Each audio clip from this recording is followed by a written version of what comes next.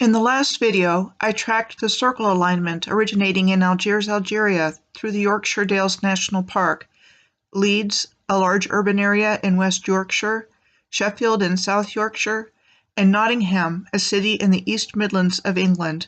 My name is Michelle Gibson. I am starting this video in Dar-bee, spelled D-E-R-B-Y, also in the East Midlands, and situated on the River Derwent. While not directly on the alignment, it is close to it. One of the reasons I want to include it here is that it is in the center of England. The Derwent Valley Mills, a UNESCO World Heritage Site considered the birthplace of the factory system and the core of the Industrial Revolution, runs along the River Derwent.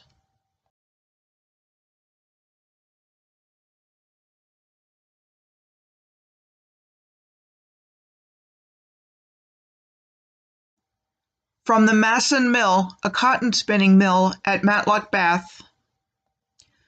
And not far from Matlock Bath is Cromford Mill, the home of the world's first water-powered cotton spinning mill. Check out that nice waterfall and ancient masonry in the foreground. To Lom's Mill in the city center of Dar-bee, considered to be the world's first fully mechanized mill. A silk-throwing mill, it was said to have been built in 1717 on an island in the River Derwent, and looks similar to the Thwaite Mill further north on this alignment in Leeds, England, also said to be on an island. Are they artificial islands with all that masonry underneath the mills? More architecture on artificial islands later in this video. I am going to head back to Matlock Bath for just a moment as something interesting caught my eye. A place there called the Heights of Abraham, on top of Masson Hill. It is said to be named that for a resemblance to the plains or heights of Abraham in Quebec, where the Battle of Quebec early in the American Revolutionary War was fought between British and American forces in 1775. Interesting connection. The Heights of Abraham in Matlock Bath are accessed by a steep hiking trail or cable car and has two caverns, the Great Masson Cavern, pictured here, and the Great Rutland Cavern. They were both mined for lead ore and fluorspar up through the 1700s. While there is much more to find in Matlock Bath, I will stay on track and return to Dar-bee. The Railway Technical Centre is in Dar-bee, the technical headquarters of British Rail, and is considered the largest railway research complex in the world. Dar-bee is a center for advanced transport manufacturing and is home to the world's second largest manufacturer of airplane engines. Rolls-Royce is a global aerospace, defense, energy, and marine company with its civil aerospace and nuclear divisions in Dar-bee. This is a map of Rolls-Royce facilities in Dar-bee and includes a Moore Lane. The memory of the people is retained in the name. Bombardier Transportation in Dar-bee, the rail equipment division of the Canadian company Bombardier, was for many years the United Kingdom's only train manufacturer. Talk about being in the center of things. Dar-bee sure seems to be a major transportation center. This is an aerial view of the Bolsover Castle in Derbyshire.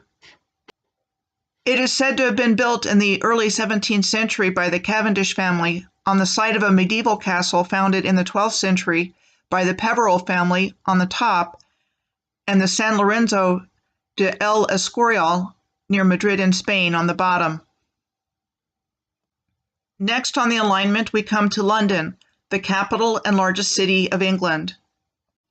Situated on the snaky S-shaped River Thames at the head of the 50-mile Thames estuary leading to the North Sea on the top left, the Washita River in Monroe, Louisiana on the top right, and the snaky S-shaped river at the historical location of Xanadu in Inner Mongolia on the bottom.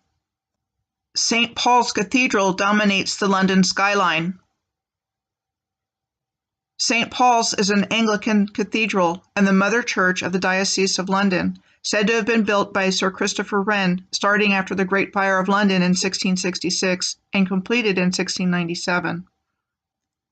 The size of the dome prompted me to look at the U.S. Capitol building, said to have been completed in 1800 in Washington, D.C., for comparison. This is Cleopatra's Needle in London. It is one of 3 of the same name that we are told were transported from Egypt. The others are in Paris and New York City. It is said to weigh 240 tons, or 480,000 pounds. In metric terms, that would be 218 metric tons, or 218,000 kilograms. It was said to have been given to the government of the United Kingdom in 1819 by the ruler of Egypt and Sudan, Muhammad Ali, to commemorate the British victories in the Battle of the Nile in 1798 and the Battle of Alexandria in 1801. The gift was initially declined because expensive shipping it to England. In 1877, one version of the story about how it got there says that Sir William James Erasmus Wilson, a distinguished anatomist who paid £10,000 for the shipping of it. And I found another version of the story saying the British public raised £15,000 to have it shipped in 1877. At any rate, however it was said to have gotten there, it was said to have been dug out of the sand where it had been buried for 2,000 years, and a shipping container was made for it specifically, a 92-foot or 28-meter long and 16-foot wide or 4.9-meter iron cylinder, which was pulled by a tugboat. It eventually made its way to London, where it was re-erected on the banks of the River Thames. What is harder to believe? Obelisks weighing over 200 tons could be shipped via ocean transport to other countries, or that they were already there. On the left is the Victoria Tower in the Westminster Palace complex in London, the building of which is said to have been completed in 1860, and on the right is the Plummer Building of the Mayo Clinic in Rochester, Minnesota, said to have opened in 1928. In the Victoria Tower Gardens, we find the Buxton Memorial Fountain on the left, compared with the top of the Plummer Building in Rochester on the right. Leaving London and still on the circle alignment, we come to the city of Maidstone in Kent, the home of Leeds Castle, with a construction start date of 1119. It is described as being built on islands in a lake. For a comparison study of similarities, here is an aerial of Matsumoto Castle in Nagano, Japan, found on a different planetary alignment, construction of which is said to date back to the early 1500s. While obviously the design of Leeds Castle on the top is European and Matsumoto Castle on the bottom is Asian, I am struck by the similarity of the layout of the castles on artificial islands in a lake, and by the construction similarities in both places illustrated here. So these shared characteristics happened randomly in time and space across the world from each other? Or a Western and Eastern version of the same civilization of master builders utilizing shared templates?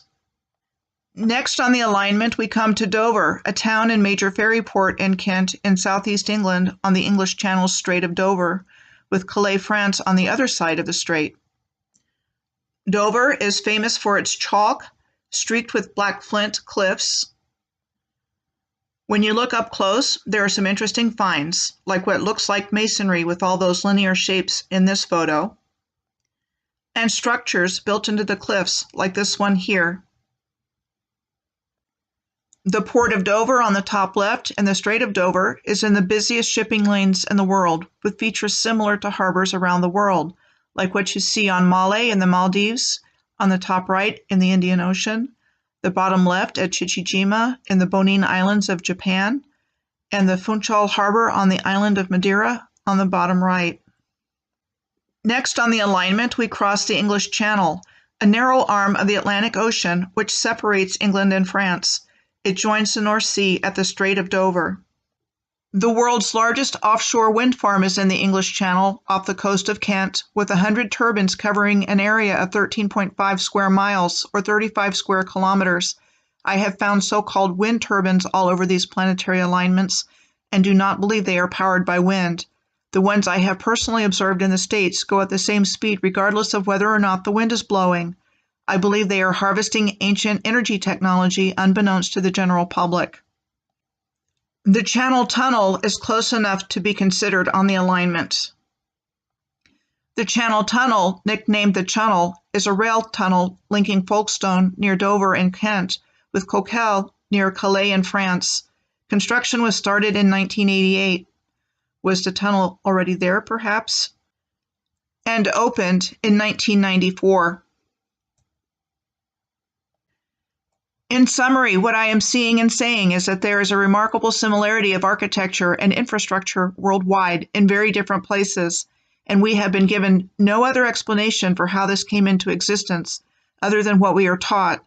I see another explanation, an ancient advanced Moorish, which also would have been Kemetic civilization that was completely geometrically aligned with itself, the earth, and the stars on a flower of life pattern that has been removed from our awareness. Kem was an ancient name for Egypt, but not at all limited to what we know as Egypt or Egyptian. I will end this video here and pick up the alignment in Calais, France.